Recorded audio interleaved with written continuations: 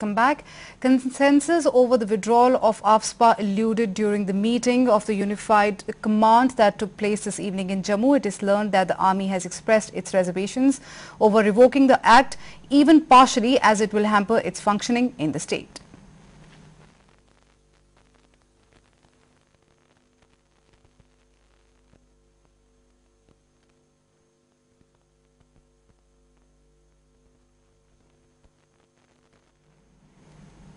Let's connect with Deepak Khajuria, our correspondent in Jammu, for the latest on this. Deepak, क्या जानकारी है आपके पास इस मीटिंग के बारे में? जसलीन, जैसे कि आपको पता है, यूनिफाइड कमांड की आज बहुत महत्वपूर्ण बैठक जम्मू में हुई है, जिसकी अध्यक्षता मुख्यमंत्री उमर अब्दुल्ला ने की थी। और इस बैठक में ये 3 घंटे तक ये चली बैठक है, जो 4 बजे शुरू हुई थी, 7 बजे के करीब ये खत्म हुई है। और जो सामने आ रहा है, सूत्रों के आधार पर मेरी कुछ लोगों से बात हुई है। हालांकि ये बैठक जो थी पूरी तरह से सीक्रेट रखी गई थी, मगर सोर्सेज के हिसाब से जो अभी तक खबर आ रही है कि कोई भी सेंसस नहीं बन पाया है, आम सहमति नहीं बन पाई है सरकार और सेना के बीच में कि जो arms forces special powers act है, इसको कश्मीर के कुछ इलाकों से हटाया जाए। क्योंकि सेना ने अपना पक्ष रखते हुए मुख्यमंत्री के सामने ये साफ किया है कि बहुत मुश्किल होगा फौज के लिए ट्रबल एरियाज, जहां पर कि आतंकवादी अभी भी एक्टिव हैं, वहां पर अगर उनको काम करना है तो किसी भी स्पेशल एक्ट के बिना काम वो कर पाए, बहुत मुश्किल होगा।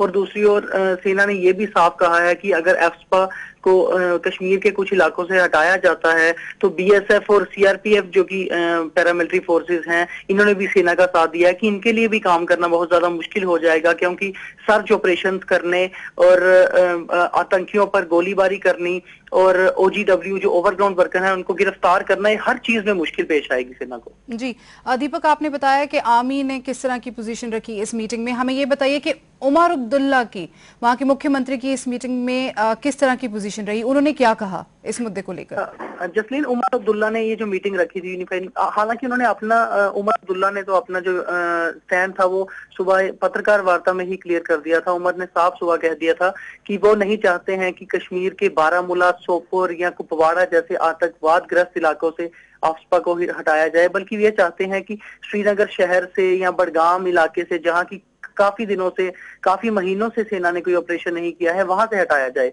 वहीं से मुख्यमंत्री ने ये यूनिफाइड कमांड की मीटिंग का जो मुख्य मुद्दा को ही रखा था, और वो असेसमेंट चाहते थे सेना के अधिकारियों से कि उनकी असेसमेंट क्या है, क्या सिचुएशन है, ग्राउंड के रियलिटी क्या है। वहां मुख्यमंत्री ये चाहते थे कि उन्हें उसका असेसमेंट मिले, मगर जो असेसमेंट सेना की सामने आई है उससे ये चीज बिल्कुल साफ हो जाती है कि सेना और उमर अब्दुल्ला में के जो बयान है उनमें मतभेद है। कहीं ना कहीं सेना ये नहीं चाहती है कि अभी armed forces special power act को कश्मीर से हटाया जाए और उनको आतंकवाद से लड़ने में मुश्किल पेश आए। जी दीपक, यूनिफाइड कमांड की जो मीटिंग थी उसमें कंसेंसस नहीं निकल पाया है, मगर जो मुख्यमंत्री हैं अब उनका अगला कदम क्या होगा? आज मैं आपको बता दूं जसलीन की, मुख्यमंत्री का ये पहले भी ये कहना था कि कुछ दिनों बाद ही ये देखने को मिलेगा, कुछ नया फैसला देखने को मिलेगा।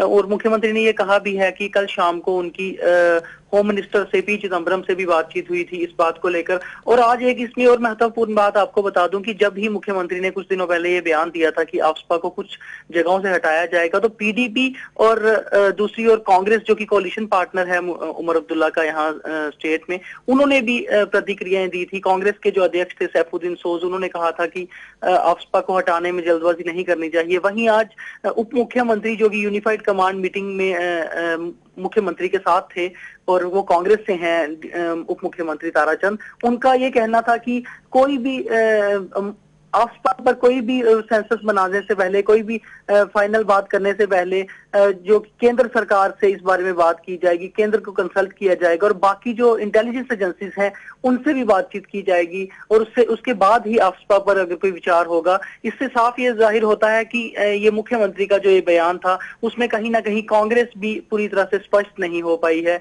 और अब देखना यह है कि क्या मुख्यमंत्री अपनी जो बयान था उस पर सहमति बनाकर केंद्र से कोई बातचीत आगे कर पाते हैं, क्योंकि सेना ने अपना पक्ष रख दिया है और सेना इस बात में साफ नहीं है। जी दीपक, ये जानकारी देने के लिए आपका बहुत बहुत धन्यवाद। We'll move ahead. Earlier in the morning, Chief Minister Omar Abdullah took salute as the Civil Secretariat and offices reopened as part of the biannual Darbar move. Omar questioned the need for protection to the army in areas where they have not operated for years. He said the endeavour was to remove AFSPA from those areas where there is no need of army to work.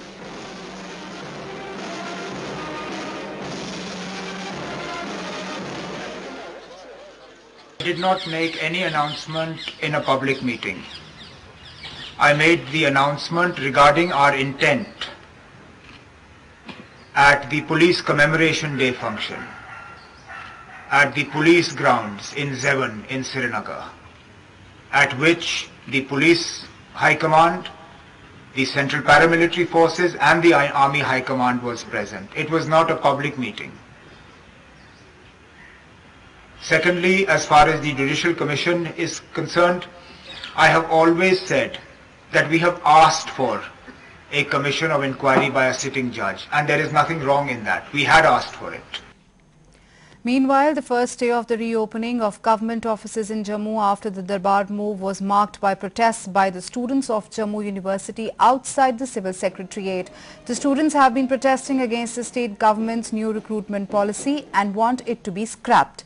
It was when ABVP and All Jammu and Kashmir Students Association activists were marching towards the Secretariat that more than 40 were taken into custody. The Chief Minister, meanwhile, defended the government decision.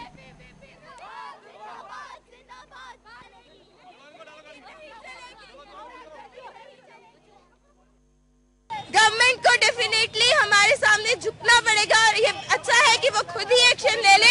हम काले झंडों के साथ Umar government को दिखाना चाहते हैं कि जब तक ये स्टेट रिक्रूटमेंट पॉलिसी वापस नहीं होगी, जम्मू कश्मीर यूथ ये मूवमेंट हमने बनाई है, हम लड़ते रहेंगे। Certain misgivings have arisen in the minds of the youth, which is understandable. The simple truth of the matter is that unless we implement this sort of stipendary means of employment, the number of youngsters who will be getting government jobs in the next few years will fall drastically. And I don't want that to happen.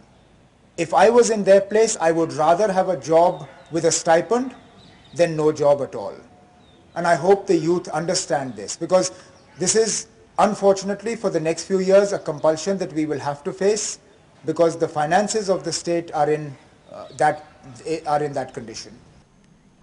In New Delhi, Dalbir Kaur, the sister of death row convict Sarbjeet Singh, who has been languishing in Pakistan jails for 21 years, will once again sit on a dharna for 11 days at Delhi's Jantar Mantar to garner support for the release of her brother.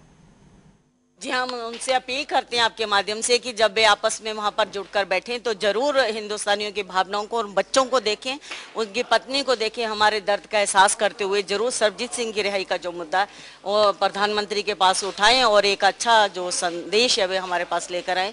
मैं उम्मीद करती हूँ कि उनके दिमाग में ईश्वर करे कि ये बात जरूर रहे कि मुझे यहाँ पर कैदियों की बात भी करनी है। Moving to Haryana now, where ahead of the November 30th Rathiya by-election, Congress candidate Jarnail Singh today had to face a hostile crowd during campaigning. Residents of Hanska village told the party nominee point blank that the village had long been neglected and that they would boycott voting if they did not give a written assurance on development projects. Jarnail Singh did speak of taking up the issue with the government, but also did not lose a chance to take a dig at Fatehabad's INLD MP. Meanwhile, rebel Congress leader Lakshman Napa filed his papers as an independent candidate from Rathiya, giving the party a serious jolt. आज कांग्रेस के प्रत्याशी जरनैल सिंह आए थे गांव में, उन्होंने ये हमें आज शाम तक का समय मांगा है कि मैं सीएम साहब से बात करके बताऊंगा। हमने लिखित में मांगा है, वो कह रहे हैं हम शाम तक लिखित में देने के लिए तैयार हूं। हमारी 10 मांगे हैं, उन्होंने मांगों को भी जायज कहा है। बिल्कुल अगर वो आज शाम को हमें डीसी साहब से बात करके लिखित में दे देंगे तो हम बहिष्कार को बंद करके वोटिंग डाल देंगे। हसंगा वासियों की कुछ मांगे हैं जो काफ़ी समय से पेंडिंग पड़ी हैं और कुछ पाइपलाइन के अंदर हैं जो, और उनके बारे में इनके साथ चर्चा की है। और आज मैं जाकर के प्रशासन के साथ बात करके इनको आश्वासन दिया कि कल फिर जो है इनको जो मांगे हैं उनके ऊपर क्या कार्रवाई हो सकती है उसके बारे में कल चर्चा करके इनको पूरा संतुष्ट किया जाएगा और इनका जो बहिष्कार है वो दूर किया जाएगा। मांगे तो जायज हैं, मूल इनकी मांग है जो जायज, आज बिजली पानी की सारी मांगे हैं जो जायज हैं तो करनी